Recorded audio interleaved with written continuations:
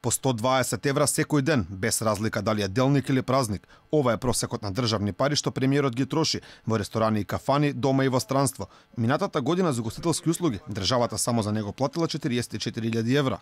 На второто место во оваа категорија пак е вице-премиерот за евроинтеграција Бујар Османи, кој за ugostителски услуги потрошил 9.100 евра. Бронзата со 9.000 во оваа категорија ја има вице-премиерот за економски прашања Кочо Андјушев. Според јавно достапните информации од владата, вкупните трошоци од службените картички за минатата година биле речиси половина милион евра.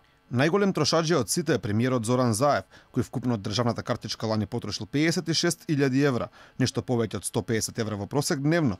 Министрот за надворешни работи Никола Димитров пак дневно трошил 120 евра или вкупно 44.000 годишно. На третото место на оваа листа е Бујар Османи, кој потрошил 30.000 евра во 2018 година.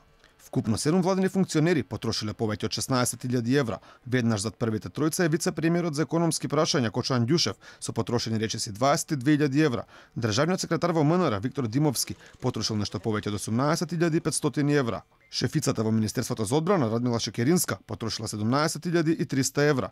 Листата од 7 најголеми трошаџи ја затвора министерот за економија Крешник Бектеши со потрошени 16.500 евра.